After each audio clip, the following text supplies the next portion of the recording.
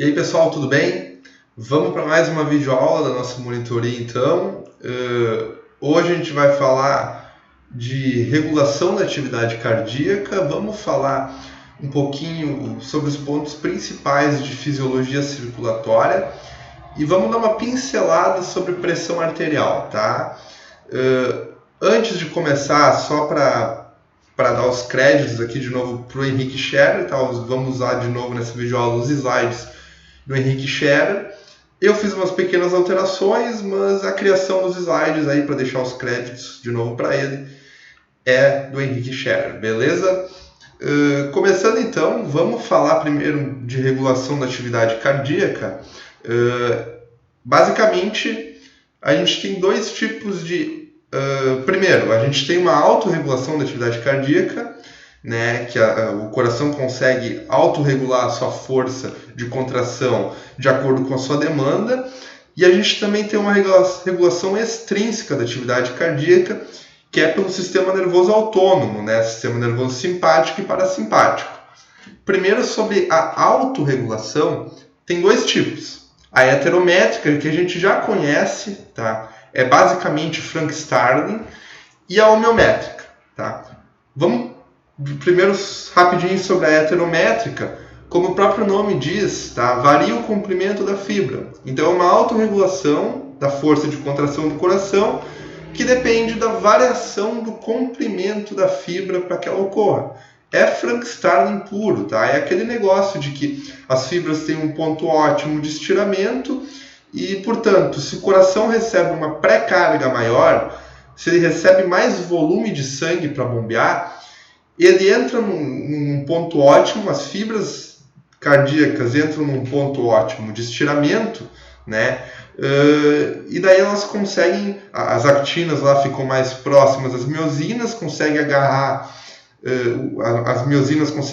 então as actinas com mais força, e o coração consegue desenvolver uma força maior só porque ele recebeu um volume de sangue maior, né? O que é justo, já que ele recebeu um volume de sangue maior, é justo que ele tenha que fazer uma força maior para conseguir dar conta de ejetar esse volume de sangue em excesso que ele está recebendo, tá? Então a heterométrica é isso aí, é Frank Starling puro, depende da variação do comprimento da fibra para entrar num ponto ótimo, tá?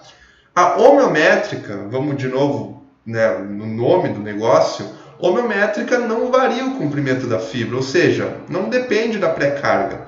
Para uma mesma pré-carga, para o mesmo volume de enchimento, o coração pode fazer mais força ou menos força para injetar esse mesmo volume, dependendo do estado dele quanto ao cálcio, tá? Dependendo de quanto cálcio ele tiver dentro dele, de como está a sensibilidade das fibras lá dentro do sistema, lá da actina e miosina, né? A troponina que faz isso, como é que está a sensibilidade, por exemplo, da troponina, a ligação ao cálcio.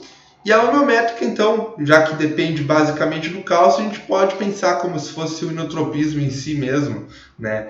Que é justamente isso, né? Quanta força o coração faz, independentemente do comprimento dele, independentemente de quanto volume de sangue ele recebe, tá? Então, heterométrica e homeométrica, autorregulação, tá? Aí, vamos recordar que o coração depende de 3 fatores, né? Para injetar o sangue, né? O quanto de sangue que ele vai injetar a cada contração depende de 3 fatores, que é a pré-carga, o inotropismo e a pós-carga, tá? Bom, isso aqui a gente já falou, né? Então, falando desses 3 fatores, tá? A gente pode montar um gráfico de como é que o coração vai contrair, dependendo desses 3 fatores, pré-carga, inotropismo e pós-carga. A gente vai falar de regulação homeométrica e heterométrica dentro desse gráfico, tá? Vamos contextualizar isso, tá? Então, o que esse gráfico está querendo nos dizer? Olha só, no eixo X está definido o volume diastólico final ventricular. O eixo X é a pré-carga, é o próprio estiramento, o eixo X é o Frank Starling, tá? Por quê? O volume diastólico final depende de quanto o coração relaxou e de quanto de sangue ele conseguiu receber no fim da diástole. Ou seja, esse vai ser o sangue, o volume diastólico final, vai ser o sangue que o coração conseguiu acumular dentro dele durante a diástole e que vai ter que ser injetado durante a sístole. Ou seja, o eixo X é quanto de sangue o coração recebeu, é quantas suas fibras foram estiradas, é o Frank-Starling, é o volume antes da sístole. Tá? Então é quanto de sangue o coração tem antes de ir contrair, antes da sístole, eixo X. Aí a gente tem o eixo Y, volume sistólico, que está em função do eixo X. Né? Ou seja, dependendo de quanto de sangue que ele recebeu, ele pode injetar no eixo Y mais sangue ou menos sangue durante a sua sístole. Porque depende de fatores, daqueles 3 fatores: pré-carga, inotropismo e pós-carga. Então, assim, como é que funciona esse gráfico? Tá? A gente pega um ponto de repouso B. Tá? Olhem, o ponto B aqui é o nosso ponto de repouso. Tá? Alterando pré-carga, inotropismo e pós-carga, a gente vai mexer nesse gráfico. Se a gente aumentar inotropismo, ou diminuir pós-carga, a gente desloca essa curva azul, a gente desloca ela para cima. Virou a curva vermelha. Ou seja, o que isso está querendo dizer? Imagine aqui no eixo X, tá? Aqui onde é que está minha flechinha, um certo volume diastólico final, uma certa pré-carga. Para o mesmo valor de pré-carga, ou seja, a gente está tirando o Frank-Starling da jogada, porque a gente não está variando a pré-carga. Então aqui para o mesmo valor de pré-carga, o coração, partindo do ponto de repouso B, ele pode ou estar contraindo e ejetando mais sangue, indo para o ponto A, ou ele pode estar injetando menos sangue do que o normal, descendo e indo para o ponto C.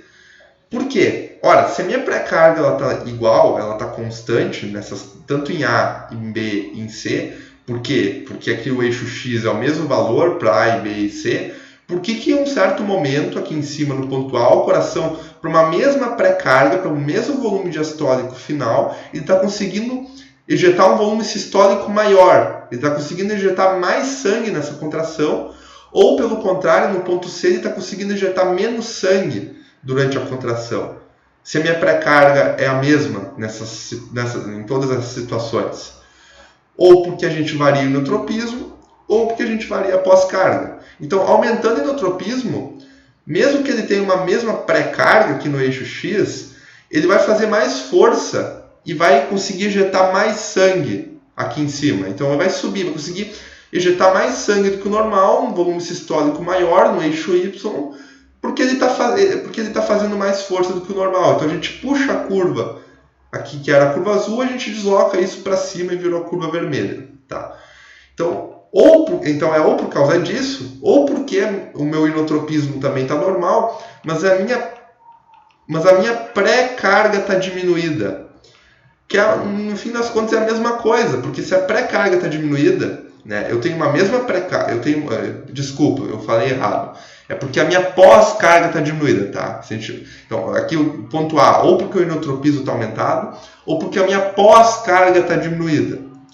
Porque o que quer dizer isso? Tendo uma mesma pré-carga, o mesmo inotropismo, mas a minha pós-carga está diminuída, mesmo que o coração esteja contraindo da mesma forma e tenha o mesmo volume de sangue para mandar embora, para ejetar, se ele enfrenta uma resistência menor para ejetar esse sangue, ele vai conseguir, porque a pós-carga está diminuída, ele vai conseguir ejetar mais sangue do que o normal durante a sístole e vai puxar essa curva para cima também, vai aumentar o volume sistólico também. Então, desloca a curva para cima, é ou aumento do inotropismo ou diminuição da pós-carga. E o contrário, então, também é válido, por questão lógica. Se a gente deslocar a curva para baixo, aqui para o ponto C, fomos da curva azul, agora para a curva verde, que está mais embaixo. Ou seja, para o mesmo volume diastólico final, a gente conseguiu agora injetar menos volume sistólico, a gente conseguiu injetar menos sangue para uma mesma pré-carga. Por quê? Ou porque o coração está contraindo mais fraco, está com o inotropismo diminuído, tá? Ou porque a pós-carga agora está aumentada. O coração está enfrentando mais resistência para injetar o mesmo volume de sangue, então ele consegue injetar menos sangue. Então aqui o eixo Y cai, tá? e a gente desce para o ponto C e a gente desce para a curva de baixo. Então vocês vejam que nesse gráfico, aumento do inotropismo ou diminuição da pós-carga é a mesma coisa, não dá para saber o que aconteceu, sobe a curva, tá? E diminuição do inotropismo ou aumento da pós-carga também tem o mesmo efeito no gráfico. Baixa a curva, desce para a curva verde. Tá? A gente não tem como saber se diminuiu o inotropismo ou se aumentou a pós-carga. A gente só tem como saber que o volume sistólico está menor. Tá? Mas é uma dessas duas coisas. Então, vocês viram que a gente falou de inotropismo e que a gente falou de pós-carga. Por quê? Porque a pré-carga, que aqui é o eixo X, o volume diastólico final, estava a mesma para todas as situações que a gente viu até agora. A gente não estava variando pré-carga. Mas e se a gente manter um inotropismo constante, de novo, a partir de um ponto B de repouso, a gente não altera o inotropismo e não altera a pós-carga. A gente altera só a pré-carga. Ou seja, agora a gente está diminuindo ou aumentando o volume diastólico final. A gente está puxando o eixo X mais para a esquerda ou mais para a direita. O que vai acontecer? A gente não varia a curva. A gente não puxa a curva para cima ou para baixo. Tá? Porque quando a gente mexe na pré-carga, a gente já está deslocando aqui o eixo X para a direita. E daí na mesma curva que a gente estava no ponto B de repouso, né? Se a gente aumenta a pré-carga, por exemplo, a gente vem para a direita aqui no eixo X, essa mesma curva azul, vocês vejam que ela tem uma tendência de subir no eixo Y, né? Por exemplo, o ponto E aqui, ele tem um volume sistólico, o coração está injetando mais sangue do que no ponto B. Por quê? Porque de B para E, a gente foi para a direita no gráfico, a gente foi para a direita no eixo X. Ou seja, a gente aumentou a pré-carga. A gente não mexeu em inotropismo, a gente não mexeu em pós-carga, porque a gente não mudou a curva, a gente não puxou a curva para cima ou para baixo, mas a gente aumentou a pré-carga. E daí, agora sim, a Frank Starling, se a gente aumenta a pré-carga, por que a gente, do ponto B para o ponto E, que é justamente o aumento da pré-carga, por que a gente está injetando mais sangue aqui no eixo Y? Por que o volume sistólico está maior? Porque por Frank Starling, o estiramento das fibras, aumentando a pré-carga, entrou no ponto ótimo e o coração consegue fazer mais força por causa disso e consegue dar conta de injetar esse maior volume de sangue que está chegando. Então a gente foi do ponto B para o ponto E, mas sem puxar a curva para cima ou puxar a curva para baixo. A gente se deslocou dentro da mesma curva, entre dois pontos dentro da mesma curva. O contrário também é válido, se a gente diminui a pré-carga, estira menos, se afasta do ponto ótimo de estiramento e, portanto, porque está chegando menos sangue, portanto, vai conseguir injetar menos sangue, vai ter um volume sistólico menor aqui no eixo Y. Tá? Então, qual é que é a regra? Aumento de pré-carga ou diminuição de pré-carga, variamos dentro da mesma curva, os pontos dentro da mesma curva. Pré-carga. Aí, pós-carga ou inotropismo, a gente puxa a curva ou para cima ou para baixo, dependendo do que está acontecendo. Tá? Então, o que, por exemplo, pode aparecer na prova de vocês? Ela dá uma situação que ela dá uma questão que tem duas situações, duas variações. Aí vocês vão ter que ir somando essas coisas, vão ter que ir fazendo passo por passo. Por exemplo, ela dá uma questão em que, por algum motivo, né, partindo do ponto B aqui de repouso, de novo, por algum motivo, tá, o inotropismo do coração está aumentado, e também tem aumento da pré-carga. O que vocês vão fazer? Vão primeiro ver, bom, inotropismo, uma coisa de cada vez, porque as coisas se somam. Então, inotropismo aumentado, vamos do ponto inotropismo aumentado, puxa a curva para cima. Então, vamos do ponto B, da curva azul, para cima, para o ponto A da curva vermelha. A gente subiu a curva. Mas, além do inotropismo aumentado, também tinha aumento da pré-carga. Então, a gente também, dentro agora da mesma curva, a gente já tinha ido para a curva vermelha, né? Então, agora dentro da mesma curva que a gente já está, a gente vai se deslocar para a direita e para cima dentro dessa curva, né? Porque se a gente for para a direita, seguindo o traçado da curva, a gente vai acabar subindo também, aumentando o volume sistólico. Então, aqui onde está a minha flechinha, teria, por exemplo, um ponto F imaginário, aqui um ponto F, que representaria um deslocamento do A aqui para esse ponto F, tá? Por quê? Porque aumentou a pré-carga. Então, a gente aumentou o inotropismo, subiu a curva para cima, do B para o A, e aumentou a pré-carga. Fomos do A para um ponto F imaginário aqui em cima. Então vocês vão ter que ir somando as coisas, de acordo com o que ela vai dizendo para vocês. Vocês vão fazendo o que for necessário, subindo, descendo curva, se deslocando dentro da mesma curva, enfim. Vão analisando o que foi acontecendo com esse coração. Tá? Então, isso aí essa curva, então, o funcionamento é dessa forma. A gente analisa pré-carga, inotropismo e pós-carga dessa forma. Beleza? Tá certo, então. Só um detalhe aqui, tá? Por exemplo, uma hipertrofia patológica é como se a gente diminuísse o inotropismo do coração. Na verdade, não é como se, a gente de fato diminui o inotropismo do coração.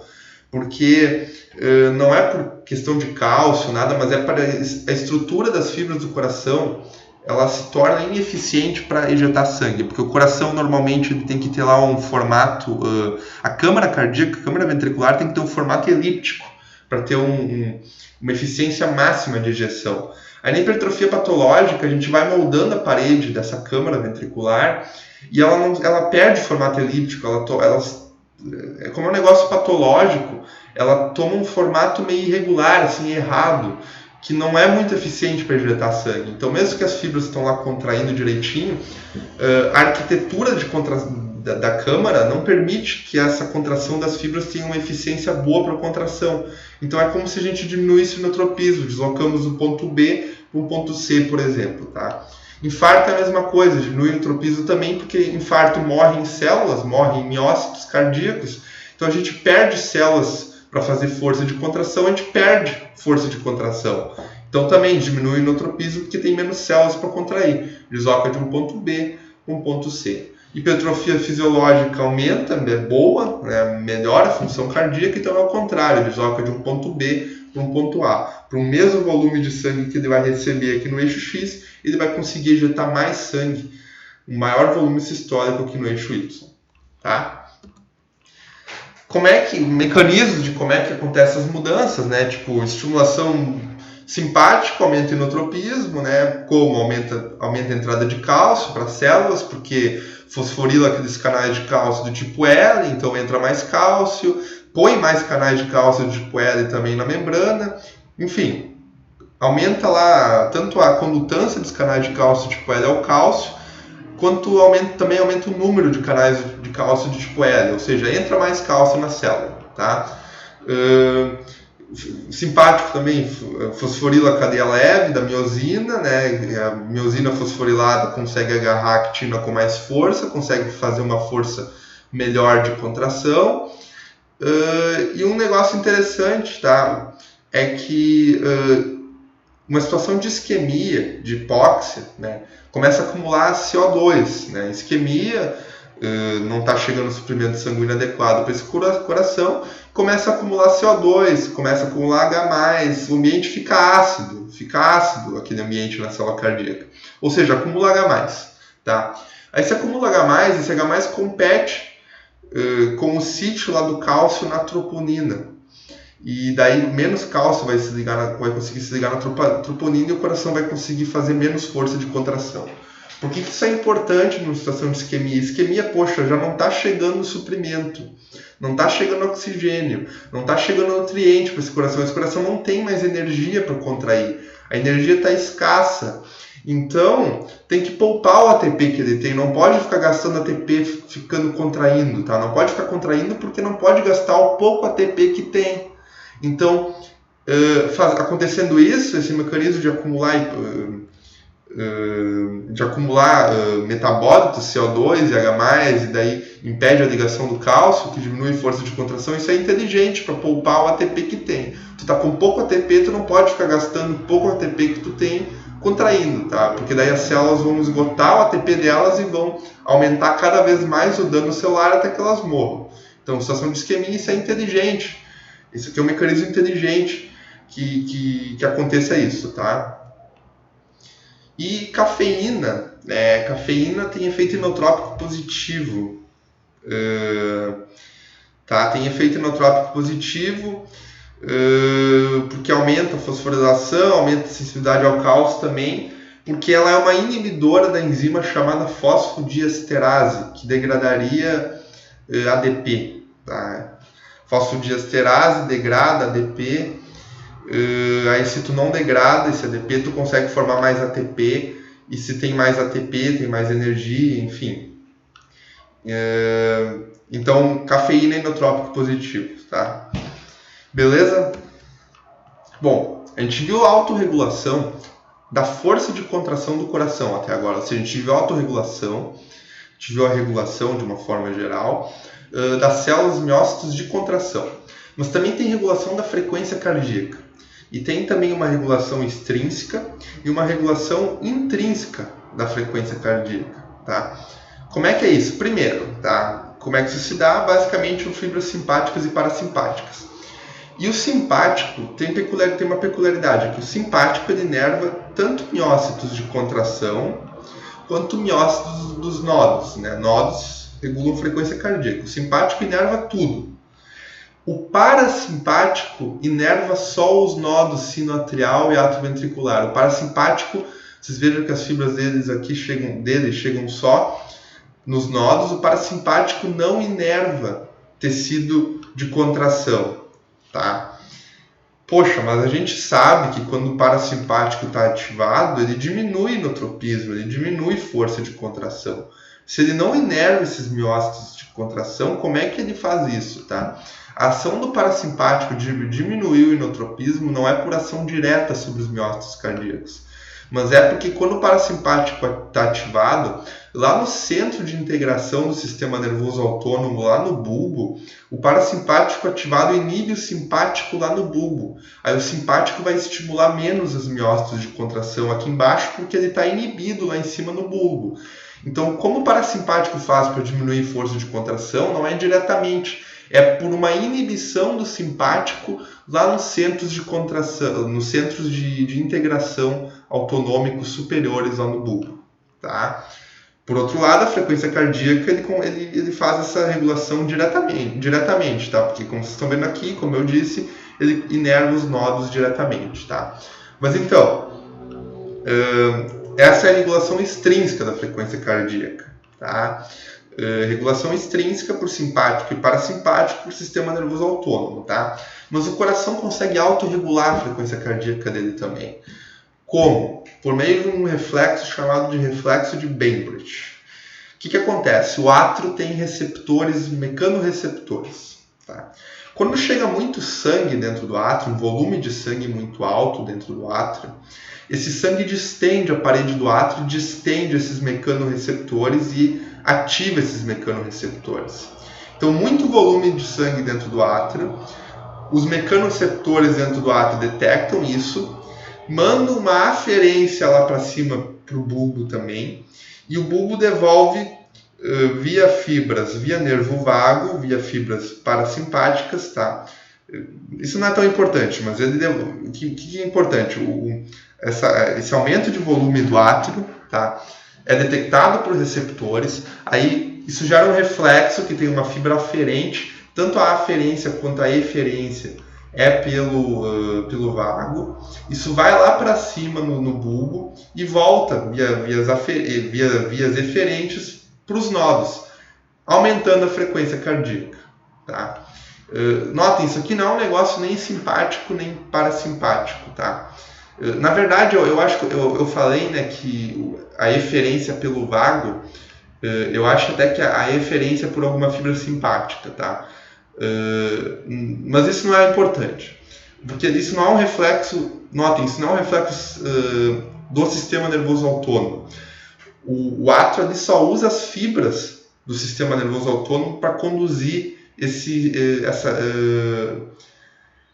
essa ativação, assim, digamos, essa detecção de aumento da distensão. Ele só usa as fibras para fazer o reflexo, mas é um reflexo. Tá? Ativação parasimpática e simpática do sistema nervoso autônomo não tem muito a ver com isso.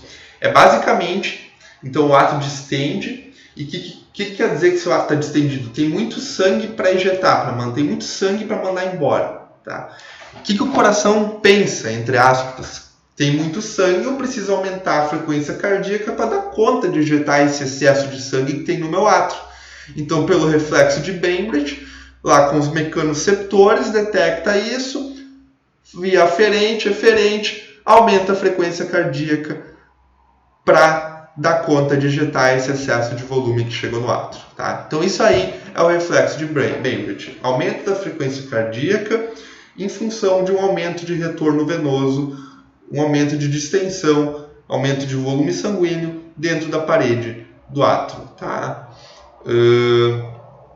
Beleza? E aí tem um detalhe, né, que como esse reflexo depende dessas fibras nervosas, desses nervos para acontecer, para ter aferência e eferência, o paciente transplantado, ele não tem mais essa conexão entre as fibras nervosas e o coração, né, esses nervos foram seccionados e esse paciente perde o reflexo de Bainbridge, tá? Beleza? Reflexo de Bainbridge, então, é isso, tá? Isso aqui só vai ser importante para a farmacologia, semestre que vem, saber que no coração a gente tem receptores beta-1 adrenérgicos, tá? E que, portanto, nos nodos aumentam a frequência cardíaca e nos miócitos de condução aumentam força, nos miócitos de contração aumentam força de contração. E que nos vasos sanguíneos a gente tem receptores alfa-1 adrenérgicos, tá? Então, coração beta-1, vasos alfa-1. E que quando eles são ativados, por ativação, logicamente, de adrenalina, né, sistema simpático, fazem vasoconstrição e aumentam a força de contração lá né, vasoconstrição, aumento da força de contração do músculo liso da parede dos vasos e com isso aumentam a pressão arterial, que é um dos objetivos, né, do sistema nervoso simpático, aumentar débito cardíaco, beta-1, aumentar a pressão arterial, fazer vasoconstrição, alfa-1. E o parasimpático age por meio de receptores muscarínicos, tá? Receptores muscarínicos, que tem então nos nodos, nodo sinoatrial e nodo atrioventricular, lá no coração. E detalhe, não tem no músculo liso da parede dos vasos, mas tem no endotélio dos vasos. Então tem receptor muscarínico no endotélio, o parasimpático age lá, ativa esses receptores muscarínicos no endotélio, o endotélio libera óxido nítrico em resposta a isso, o óxido nítrico se difunde para a parede muscular do vaso e faz vasodilatação. Então, a vasodilatação do parasimpático não é por ação direta no músculo liso dos vasos, mas é primeiro no endotélio, que tem os receptores muscarínicos, que daí vai liberar óxido nítrico, e esse óxido nítrico se difunde para o músculo liso e faz vasodilatação, porque relaxa esse músculo liso.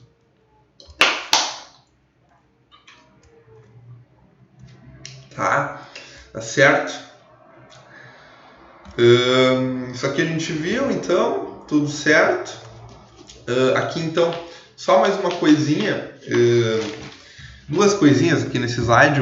O reflexo do seio carotídeo, vocês lembram que a gente tem receptores, baroreceptores, receptores para detectar a pressão arterial no arco da aorta e lá em cima na bifurcação das carótidas, que é chamado lá os seios carotídeos, tá?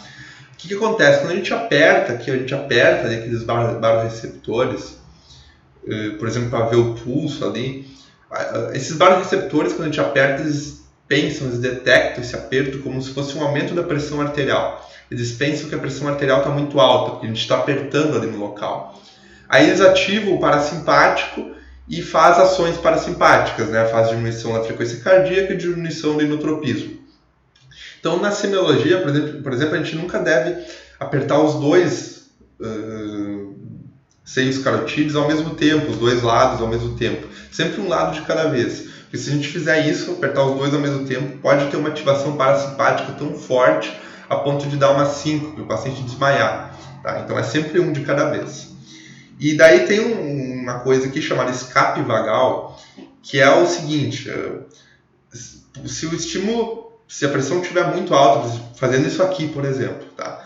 Se a gente ativar muito, muito parasimpático e praticamente assim inativar os nodos, né, entre aspas, mas inibir tantos nodos que não tem mais potencial de ação dos nodos, porque eles estão tão inibidos, ou a frequência deles está tão baixa, que a gente está estimulando muito o parasimpático, o coração ele não vai parar,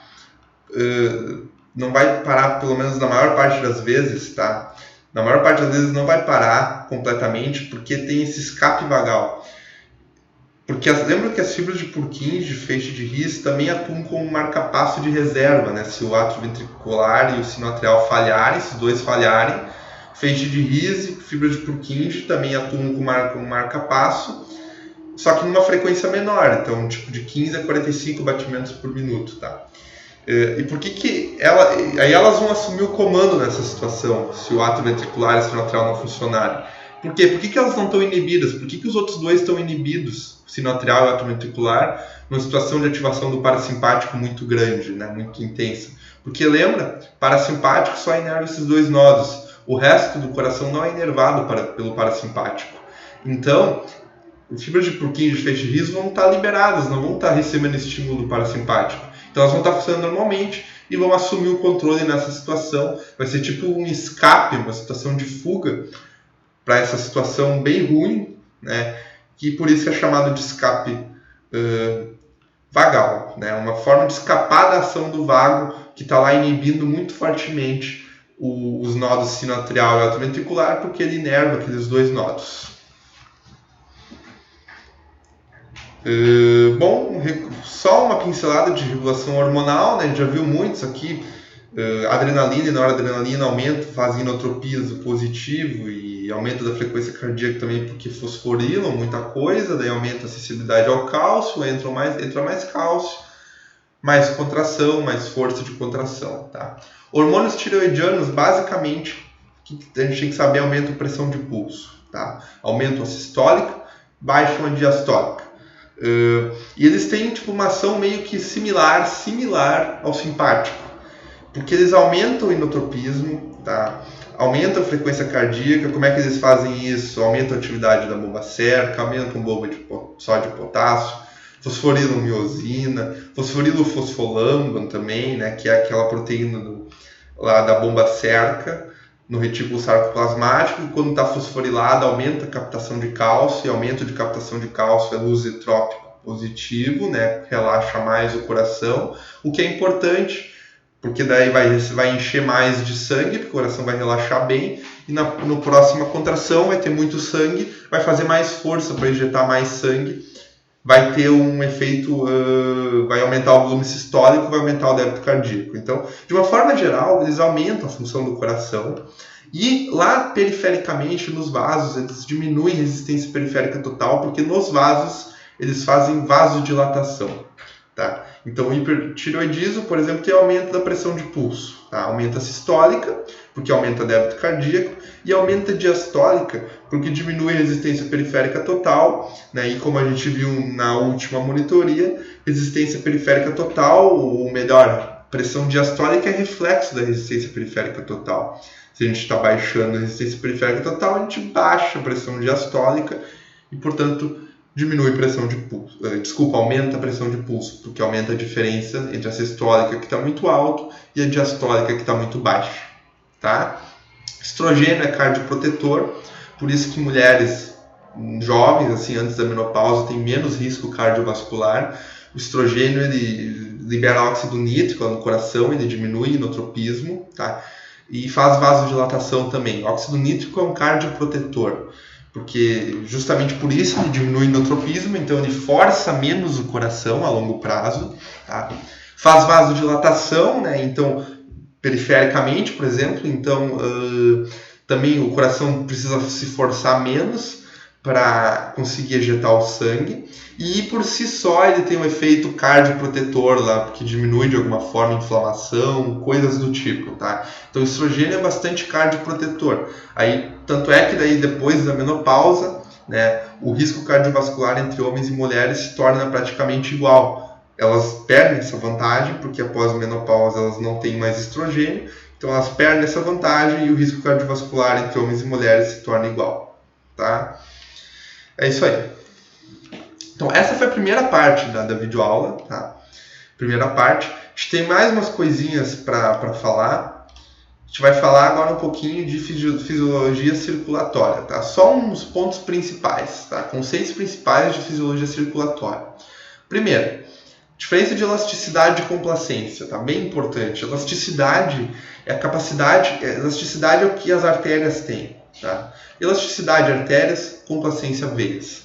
Elasticidade é a capacidade da parede do vaso de retornar ao ponto de repouso, ao calibre de repouso, ao diâmetro de repouso, depois que elas foram submetidas à pressão, tá? Então, assim, por que existe pressão diastólica, né? O coração ele não está bombeando sangue não está fazendo força durante a diástole, ele está relaxado.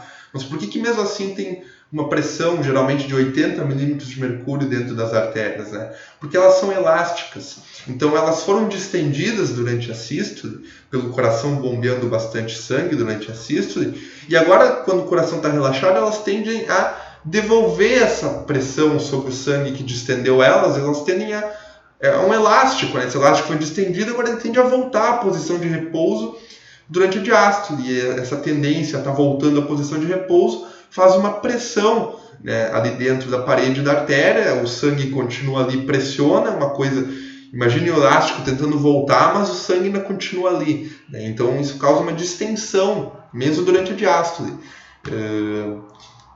Então a pressão diastólica se deve muito, a existência da pressão diastólica em grande parte é devido a essa propriedade de elasticidade das artérias, tá? A complacência é o contrário, a complacência é o que as veias têm, que é a capacidade agora sim de variar o volume delas sem aumentar a pressão. Então, tipo, elas conseguem ser distendidas sem variar a sua pressão, elas aceitam mais sangue. Elas são o nosso reservatório, elas têm espaço sobrando.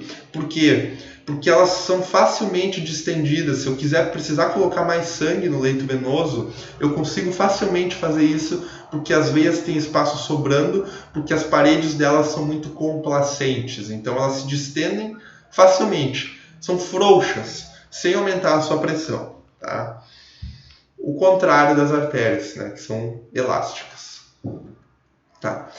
Isso aqui, leis de circulação, eu queria só dar destaque para a lei da velocidade, que às vezes é um pouquinho difícil de entender, tá?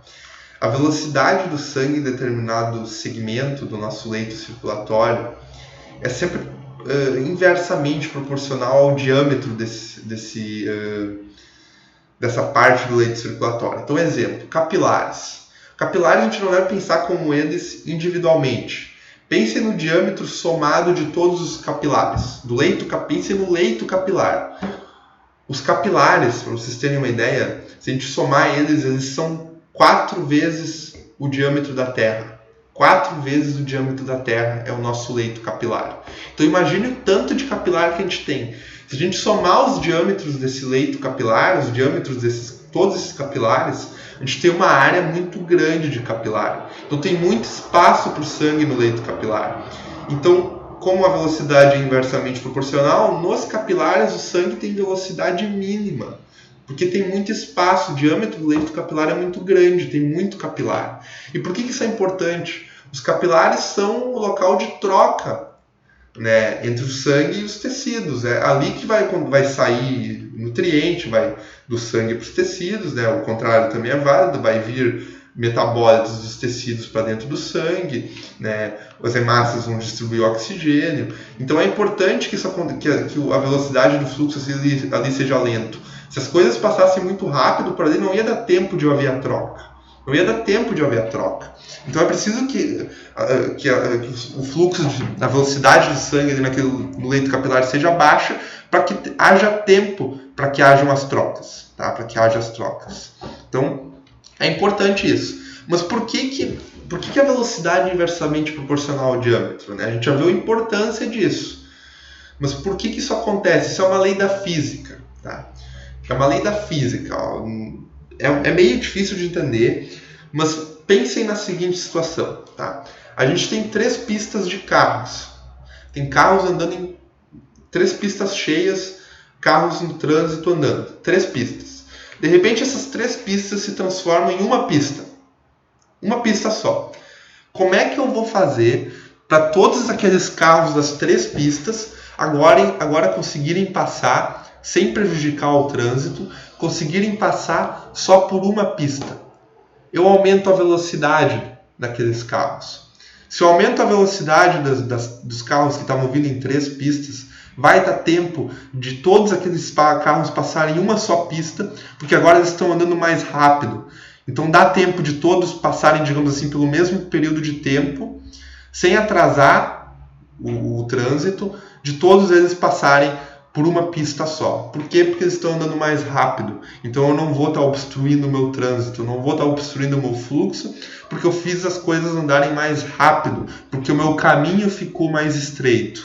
Então aqui no sangue, o fluxo sanguíneo é o mesmo raciocínio. Quanto menor a área, né, maior a velocidade do sangue, porque o sangue, para não ficar obstruindo, tem mais sangue querendo chegar, logo atrás tem mais sangue chegando, né? Eu não posso obstruir o meu fluxo, se o meu caminho fica mais estreito, eu preciso aumentar a velocidade do sangue para que todo aquele sangue que antes estava vindo num espaço maior, num caminho mais largo, agora que todo esse sangue consiga passar pelo caminho mais estreito sem atrapalhar o fluxo do sangue que está vindo atrás. Tá? É mais ou menos isso aí. Tá? Se vocês fizerem essa analogia, acho que dá para entender.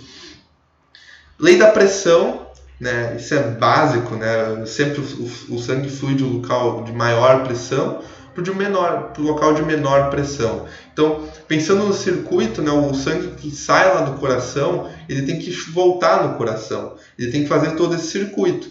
Então, o ponto de menor pressão do nosso sistema circulatório tem que ser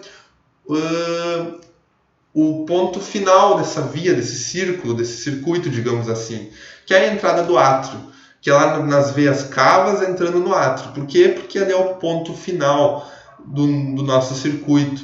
Então, ali tem que ser o ponto de menor pressão para o sangue do resto do corpo conseguir fluir para lá. Então, de forma geral, pressão arterial é maior do que capilar, que é maior do que a venosa. A pressão venosa é a menor de todas, porque é esse o caminho que o sangue flui. Ele vai das artérias para os capilares, para as veias. Tá? E o lei do fluxo tem muito a ver com a velocidade, com essa lei da velocidade. Que para a gente manter o fluxo constante em certo ponto do sistema circulatório, porque o fluxo é o mesmo, em qualquer ponto do sistema circulatório, o fluxo, o volume de sangue que passa em determinado ponto num certo tempo, ele é o mesmo em qualquer ponto do sistema circulatório. Por quê? Porque é um sistema em série. Né? Tudo que sai do coração tem que voltar para o coração. Então, essas coisas elas têm que andarem num fluxo constante. Para não interromper o caminho em nenhum ponto. E daí, para manter o fluxo constante, porque eu preciso manter o fluxo constante porque é um sistema em série, é que existe a lei da velocidade. Né? A lei da velocidade contribui. É muito importante para manter o fluxo constante. Porque daí é aquele negócio. Né? Se o espaço está menor, eu faço meu sangue andar mais rápido para manter o fluxo igual, para manter o fluxo constante. É isso aí. Tá? Essas são as 3 leis da circulação. Falando um pouquinho de capilares, tá? Antes dos capilares, a gente tem as arteríolas. Tá? Tem a arteríola. A arteríola pensem na arteríola como ponto de regulação da nossa pressão arterial, o ponto de regulação central da pressão arterial. Por quê? Porque o sistema nervoso simpático e parasimpático vão agir principalmente nas arteríolas. Tá? São basicamente elas que mandam na nossa resistência periférica total. Porque elas têm muito músculo liso, então a ativação do simpático contrai elas, por exemplo, eu vou aumentar minha resistência periférica total. Elas são um local de resistência variável, regulável pelo meu sistema nervoso autônomo. Aí tem arteríolas. Antes dos capilares tem as meta-arteríolas, que é só uma divisão que criaram. Porque daí tem meta-arteríola, tem esfíncter pré-capilar e tem capilar.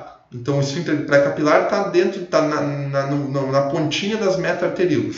Por que resolveram mudar o nome e chamar de meta-arteríolas? Porque a partir das meta-arteríolas eu já não tenho mais inervação. As meta-arteríolas e os esfíncteres pré-capilares, eles não têm inervação. Tá? Por quê? Porque eles são, ao contrário das arteríolas, eles são o ponto de regulação local da minha pressão arterial. Tá? eles não respondem à inervação, a estímulos centrais, eles respondem à necessidade do tecido naquele momento de estar recebendo mais ou menos sangue. Então, um tecido, por exemplo, que está com uma atividade metabólica muito alta, está muito ativo, um intestino que a pessoa acabou de comer, e o intestino está precisando digerir e absorver muita coisa, ele precisa de muito sangue, o metabolismo dele está muito elevado. Então, se vai estar chegando pouco sangue inicialmente naquele tecido, proporcionalmente à atividade metabólica dele que agora está elevada, e ele vai começar a acumular metabólitos, porque não tem sangue de chega suprindo ele. O metabolismo dele está mais alto do que o sangue que ele está recebendo. Então, ele vai começar a acumular metabólitos, CO2, H+, e esses metabólitos vão ser detectados, vão agir ali nos esfíncteres pré-capilares, vão abrir esses esfíncteres pré-capilares. Notem que é uma regulação local, dependendo da necessidade de sangue daquele tecido naquele momento. Tá? Então, os metabólitos locais agem nos esfíncteres pré-capilares, abrem eles e passa a fluir mais sangue para aquele tecido, irrigando mais ele. Por quê? Porque temos dois tipos de capilares. Temos os capilares sem esfíncter pré-capilar, tá?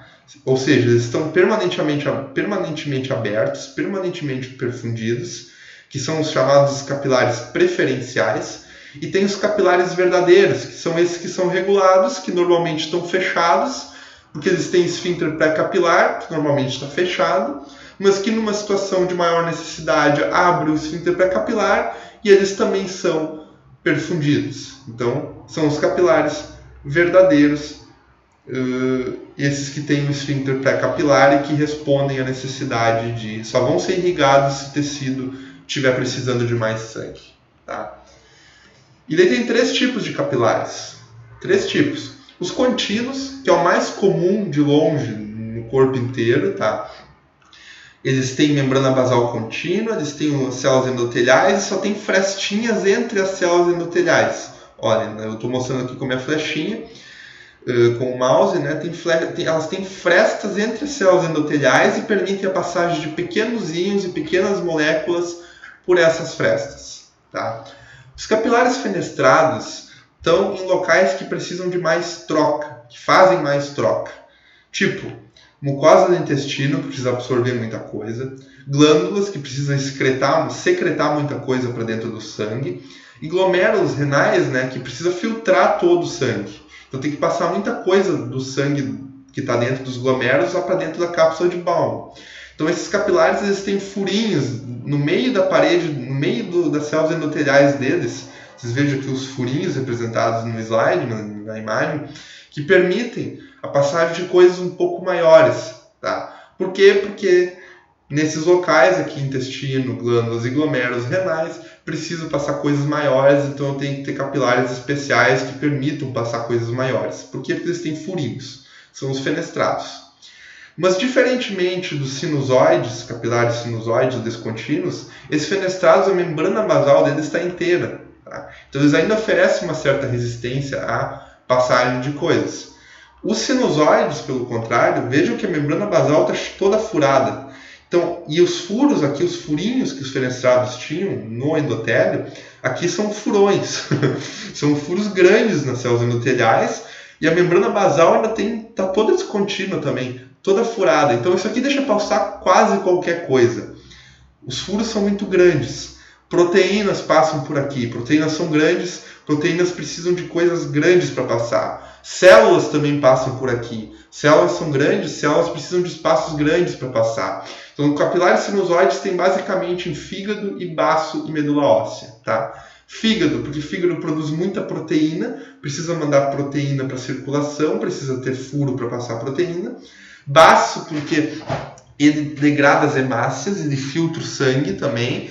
Então, e as hemácias, para serem degradadas lá no baço, elas têm que sair do capilar e ir lá para o interstício do baço, que tem macrófago, então elas têm que sair do capilar, precisa ter furo para essas hemácias saírem. E medula óssea, né, que produz as células sanguíneas. Então, para as células sanguíneas aqui, pelo contrário, irem para dentro da circulação, irem para dentro do capilar, ele também precisa ter furos grandes. Tá? Desculpa que eu passei slide sem querer. falar de flebograma agora, tá? Que é o registro da pressão venosa. Flebograma, registro da pressão dentro das veias. Tá? Tem basicamente 3 ondas, A, C e V. Vamos entender essas 3 ondas. A onda A, se vocês compararem aqui com o ECG, né? Onda A, ECG. A gente ainda está falando de fisiologia circulatória, tá? E agora a gente está falando de pressão na parte venosa da circulação. Tem 3 ondas, A, C e V, 3 ondas típicas. A onda A é a primeira e ela está antes da despolarização dos ventrículos, ou seja, ela está antes da sístole, ela está durante a diástole e ela está no fim da diástole. A onda A acontece no fim da diástole durante a contração atrial, que é aquela contraídazinha que os átrios dão no fim da diástole para eliminar o restinho de sangue que sobrou dentro do átrio, né? Os átrios, quando dão essa contraída, eles meio que bombeiam sangue para tudo que é lado, né? O objetivo é bombear sangue para dentro do ventrículo, mas a pressão que eles fazem acaba se dissipando para tudo que é lado, inclusive retrogradamente para a entrada das veias, né? Porque os átrios recebem as veias cavas. Então essa pressão que eles fazem, algum sangue acaba regurgitando para as veias também. Isso aumenta a pressão ali nas veias cavas, dá uma pequena aumentada na pressão venosa. Onda A. Onda C é durante a sístole, no início da sístole dos ventrículos, tá? Sístole dos ventrículos. Porque no início da sístole os ventrículos contraem, até fecha lá, por exemplo, pensando em ventrículo esquerdo, fecha a válvula mitral, né? Mas eles contraem e fazem uma pressão muito grande dentro do ventrículo, tá? Porque a aorta ainda está fechada. Então a câmara ventricular se distende muito durante esse início de contração dos ventrículos, tá? Então isso gera meio que um abaulamento da válvula mitral ou da válvula tricúspide, as duas, para dentro dos átrios. Isso gera uma pressão para dentro da câmara atrial. Pelo simples fato de os ventrículos estarem contraindo e estarem fazendo pressão também para tudo que é lado, isso abaula a válvula para dentro dos átrios, isso aumenta a pressão dentro dos átrios, e esse aumento de pressão dentro dos átrios se transmite para as veias e gera a onda C no flebograma. A última onda é a onda V.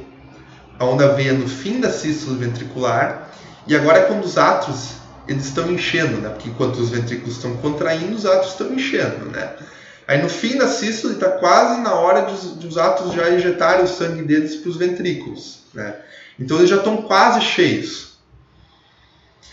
O que acontece? Se eles estão cheios de sangue, os átrios agora, fica difícil de chegar mais sangue para dentro dos átrios pelas veias cavas, porque eles já estão cheios de sangue.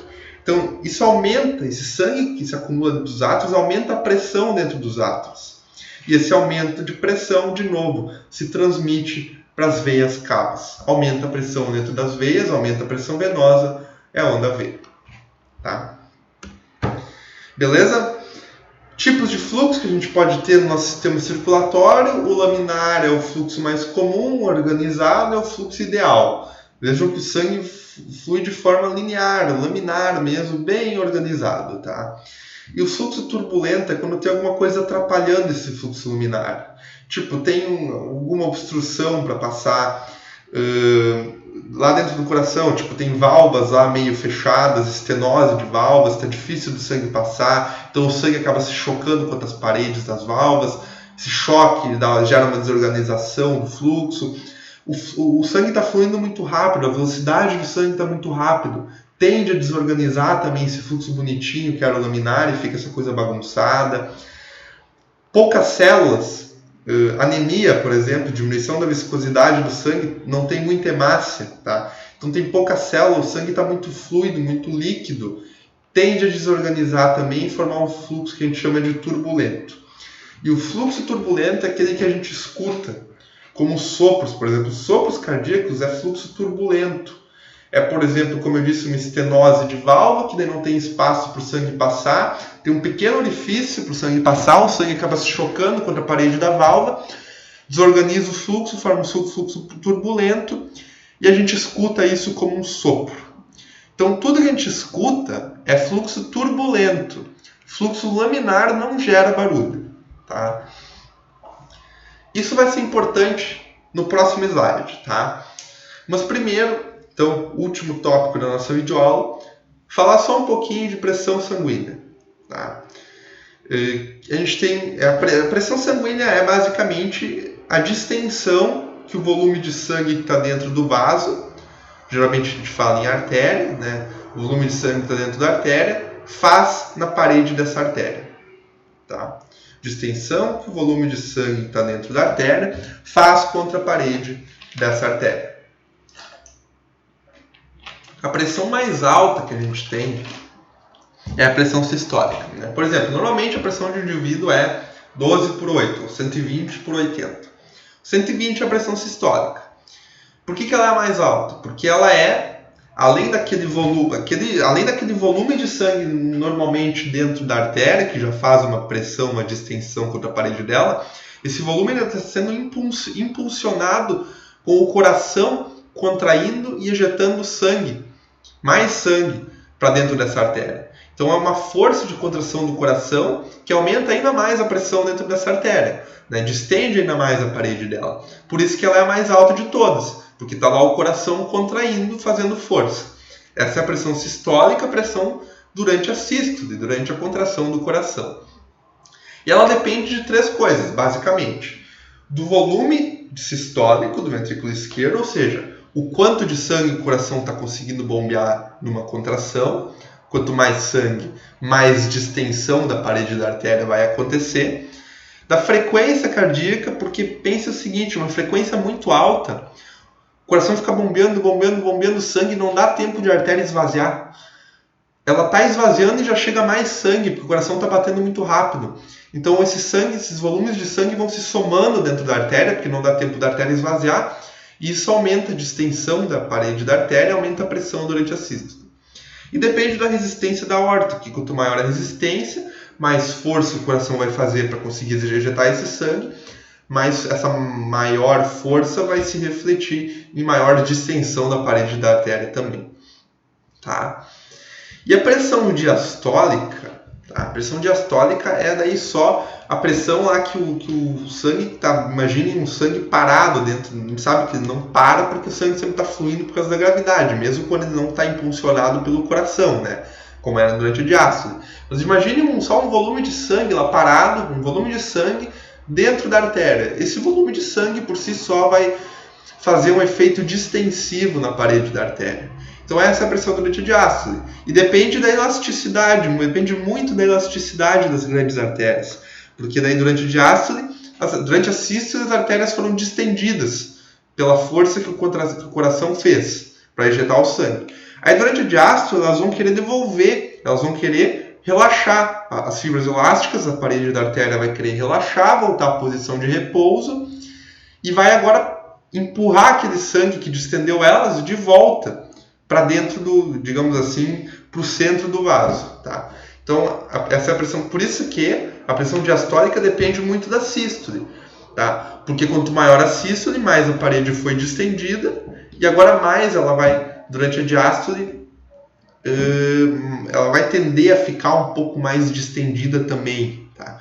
Ela foi muito distendida, chegou muito sangue durante a sístole, então agora ela vai tender durante a diástole a ficar um pouco mais distendida, estirada também, então a pressão dentro dessa artéria durante a diástole vai ser maior também. A pressão diastólica também depende da resistência periférica, tá? Para explicar isso, vamos olhar aqui e imaginem uma torneirinha. Imaginem como se fosse uma torneira, tá? Aqui está a artéria, tá? Distendida. Você veja que a parede está distendida, né? Porque tem sangue dentro dela. E a pressão depende, então, como eu disse, como eu acabei de explicar, da pressão durante a sístole, de quanto sangue o coração ejeta durante a sístole. Então depende aqui do que tem antes da artéria, à esquerda, que é o coração. Depende do débito cardíaco, de quanto o coração está mandando para dentro dessa artéria, quanto de sangue ele está mandando para dentro dessa artéria. Mas também depende do que tem depois dessa artéria. Depende de quão difícil está para mandar esse sangue embora dessa artéria. Depende de quão apertado está aqui depois. Então, se perifericamente as arteríolas estiverem muito contraídas, tiver uma vasoconstrição muito grande, Aqui vai estar muito fechado depois. Então a artéria vai ser difícil de ela esvaziar, tá? Durante a diástole. Porque agora, durante a diástole, o coração está relaxado, não tem nada impulsionando aqui na esquerda, a esquerda está de boa. Então a artéria que foi distendida durante a sístole vai tender a voltar, né? Vai tender a se encurtar, a voltar à posição de repouso, como ejetando esse sangue adiante. Ejetando esse sangue que ela recebeu para a periferia. Só que se na periferia estiver muito apertado, tiver uma resistência periférica muito alta, ela não vai conseguir relaxar muito e vai continuar distendida. Então a pressão arterial na diástole vai ficar maior. Tá? E depende da frequência cardíaca também, porque a mesma explicação da sístole não dá tempo da artéria esvaziar. Tá? Não dá tempo, ela tá relaxando, ela está esvaziando, e o coração já vai lá e manda mais sangue de novo, bate de novo, o coração bate de novo, fica batendo, e nunca dá tempo da artéria mandar esse sangue para a periferia. Então ela vai ficar sempre distendida, a pressão durante a diástole vai ficar maior. Então por isso que a pressão arterial é essa fórmula aqui, ó. Depende do que tem antes da artéria, de quanto o coração está funcionando, e depende do que vem depois da artéria, de como está a resistência periférica. Então pressão arterial é igual a débito cardíaco, que é volume sistólico vezes frequência cardíaca, isso aí multiplicado pela resistência periférica total. O que está antes da artéria vezes o que está depois da artéria. Tá? É isso aí. Tá? E pressão de pulso, já falamos, diferença entre a sistólica e a diastólica aumentada durante aumentada numa situação de hipertireoidismo. Pressão arterial médica não tem muita relevância clínica, tá? Acho que na verdade não tem relevância clínica nenhuma, tá? E é uma média entre a pressão da sístole e da diástole, mas não é uma média bonitinha, porque o coração fica 0,3 segundos em sístole e 0,5 segundos em diástole. Então não dá para simplesmente somar a pressão durante a sístole com a pressão durante a diástole e dividir por 2, porque o leito circulatório fica muito mais tempo em pressão diastólica do que em pressão sistólica. Então a fórmula é um pouco diferente. A fórmula da pressão arterial média é pressão diastólica mais pressão de pulso sobre 3. Tá? Vamos aceitar, não precisamos saber de onde é que veio isso aqui, até porque não tem relevância clínica. E como eu disse, pressão arterial, então é débito cardíaco vezes resistência periférica total. E o último tópico da aula, tá, é a questão de aferir a pressão. Por que quando a gente está aferindo a pressão de alguém, né, a pressão sistólica corresponde a quando a gente começa a ouvir o ruído, e a pressão diastólica é quando a gente para de ouvir o ruído. Tá? Vamos lá, tá? Não é tão simples assim, mas também não é muito complicado, tá? Só tem que prestar um pouco de atenção, olha só. Imagine que a pressão da pessoa é 12 por 8, tá? 120 por 80. Então, primeiro, a gente insufla, por exemplo, até 140. A gente insufla o manguito aqui fora, a gente faz uma pressão de fora para dentro, insuflando o manguito. A gente aperta as artérias dessa pessoa, de fora para dentro. 140 milímetros de mercúrio. Vamos pensar mais, vamos pensar 160 milímetros de mercúrio. 160. Vocês concordam se a pressão máxima dentro da parede dessas artérias durante a sístole era 120? Se a gente está fazendo 160 aqui do lado de fora, as artérias dessa pessoa se fecham. Elas ficam sempre fechadas. Então não tem fluxo, quando a gente está lá insuflando 160, não tem fluxo sanguíneo dentro da artéria dessa pessoa, a gente não vai ouvir nada. Então é por isso que a gente não ouve nada. Tá? Só que daí, quando a gente vai baixando 160, 150, 140, ainda não ouvimos nada, 130, ainda não ouvimos nada, baixamos a pressão no manguito para 120, e baixamos para um pouquinho menos de 120. O que vai acontecer agora? Vamos dizer que a gente botou a pressão do manguito em 100. Botamos a pressão do manguito em 100. E essa pessoa tem uma pressão sistólica de 120 e uma pressão diastólica de 180. Se a gente está fazendo 100 aqui de fora para dentro, durante a sístole, essa pessoa tem 120 dentro da artéria. Então a pressão dentro da artéria vai vencer a pressão que a gente está fazendo de fora para dentro, e essa artéria vai se abrir durante a sístole. Então a artéria se abre durante a sístole e tem fluxo sanguíneo. Tá? Só que daí acaba a sístole e vem a diástole. E na diástole a pressão dentro da artéria cai cai para 80. Na diástole, a pressão dessa artéria cai dentro da artéria dessa pessoa cai para 80, e a gente está fazendo 100 de fora para dentro. A gente vai fechar essa artéria de novo. A gente fecha de novo. Interrompe o fluxo sanguíneo de novo. Só que daí vem uma sístole de novo, né? E vocês lembram que sístole de ácido é muito rápido, né? O coração bate muito rápido. Aí vem uma sístole logo em sequência de novo, e faz 120 e abre a artéria de novo. Aí vem uma diástole, cai para 80, fecha a artéria de novo, porque a gente está fazendo 100 aqui fora. Então a artéria fica abrindo e fechando, abrindo e fechando, abrindo e fechando. Ou seja, esse abrir e fechar gera um fluxo turbulento. O fluxo abre, fluxo continua, para. Isso gera fluxo turbulento. E turbulência é o que a gente escuta. Então, a partir do momento que a gente baixou de 12, de 120 para baixo, a gente começa a ouvir barulho porque a artéria fica abrindo e fechando. O fluxo está turbulento. Só que daí a gente vai lá e baixa mais a pressão do nosso manguito e baixa para menos de 80. A gente bota agora a pressão do nosso manguito em 60 milímetros de mercúrio. O que acontece? Mesmo durante a diástole, a pressão dessa pessoa, a pressão mínima dentro dessa artéria vai ser 80. Então, mesmo durante a diástole, a pressão no manguito não é suficiente para fechar a artéria. Então, a artéria vai estar sempre aberta. A artéria está sempre aberta, o fluxo é contínuo, o fluxo se organiza. O fluxo vira laminar. Ela não fica mais abrindo e fechando, o fluxo fica laminar.